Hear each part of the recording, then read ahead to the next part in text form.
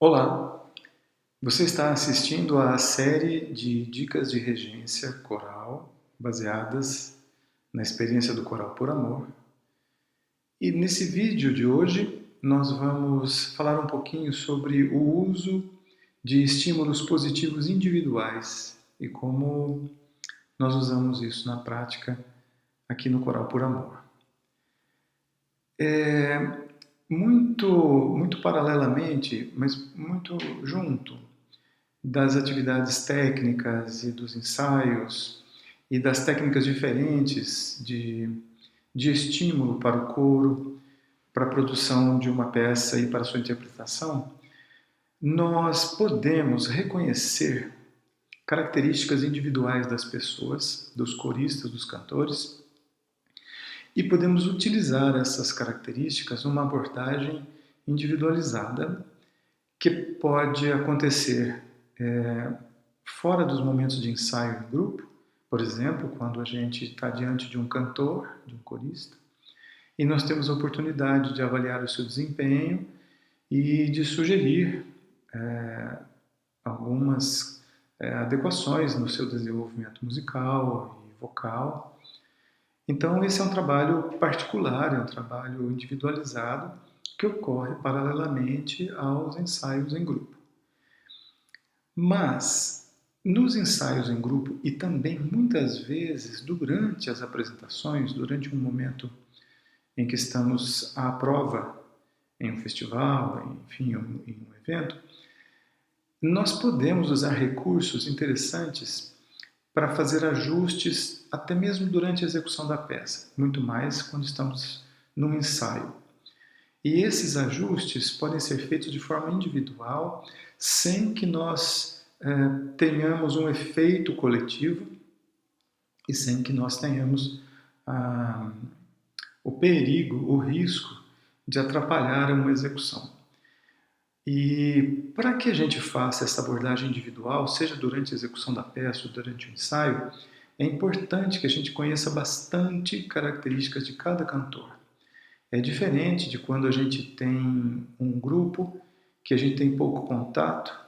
Então, isso já aconteceu algumas vezes, a oportunidade ou a necessidade de ensaiar um coro com o qual nós não temos muita, não afinidade, mas muita experiência, muita prática. É diferente quando a gente está em um coro em que a gente conhece todo mundo. A gente conhece particularmente detalhes, às vezes, da vida pessoal do cantor. A gente conhece gostos, a gente conhece preferências, formas de agir, maneiras e manias do cantor, da pessoa. Isso vai muito do relacionamento que nós temos com os cantores e que, obviamente, necessita de um estreitamento e uma aproximação entre o regente e o coro. E isso acontece no convívio social, que se realiza também fora dos momentos de ensaio. Então, quanto mais a gente conhece de um cantor, quanto mais a gente conhece das suas características, a gente pode utilizá-las para que, durante uma necessidade de ajuste, a gente faça uma abordagem individualizada. Na maioria das vezes, essa abordagem ela vai acontecer até mesmo através do olhar. Quando a gente tem uma comunicação não verbal através dos olhos, a gente consegue muitas vezes efeitos mais rápidos e contundentes, ajustando determinadas necessidades. E vou dar alguns exemplos. Quando a gente precisa que um cantor diminua um pouco a sua intensidade de voz para que ele fique atento, dependendo do cantor, a gente pode fazer um gesto com a mão, pedindo para que ele reduza o volume da sua amostra de som, mas tem cantores em que a gente já teve a oportunidade de repetidamente fazer um gesto com os olhos e quase como que uma diminuição de intensidade que a gente faria com um gesto com a mão, por exemplo, de reduzir a intensidade de som, a gente faz isso com os olhos e faz um olhar lateral, mas sem que a gente se fixe no cantor que está ao seu lado.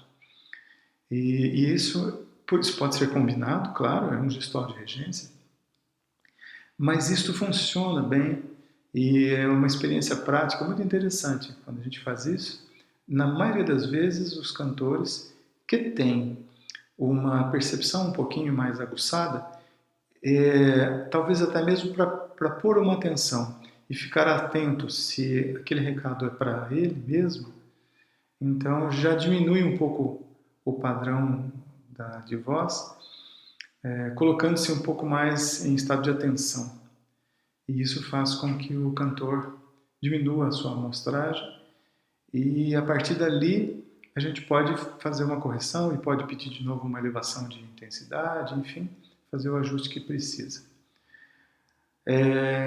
Um olhar de sorriso também costuma ser bastante eficiente e essa abordagem individualizada é quando a gente foca diretamente nos olhos do cantor. E eu vou passar agora para vocês uma experiência que é pessoal, e cada um pode fazer os testes e pode ver se isso se aplica a si próprio como regente.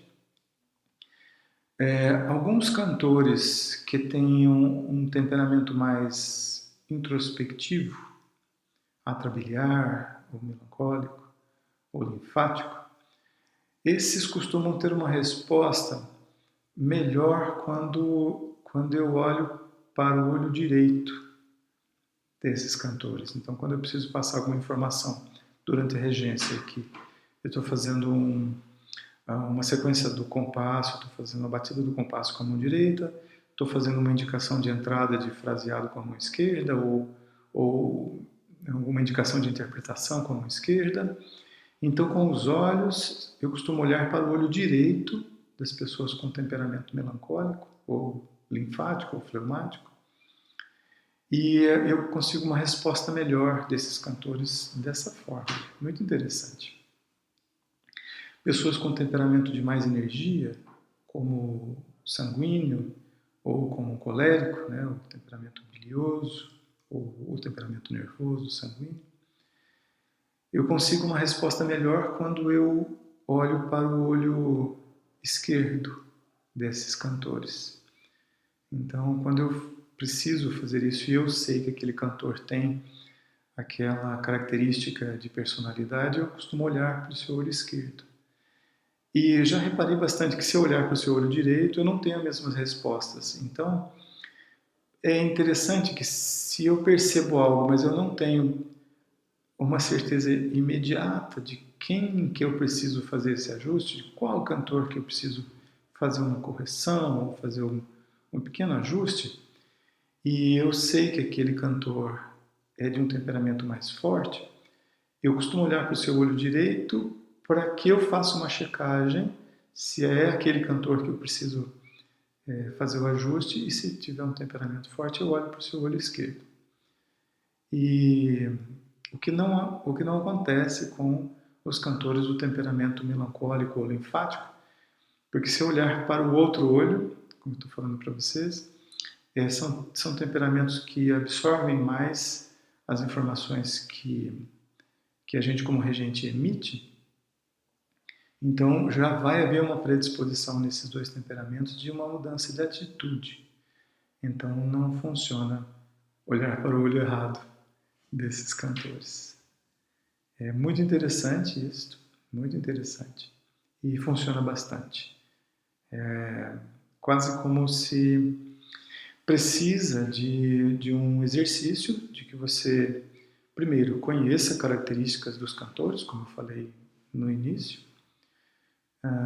Você pode se utilizar de vários tipos de material e vários tipos de abordagens dentro da esfera psicológica ou da esfera comportamental, para que você faça uma classificação dos seus cantores.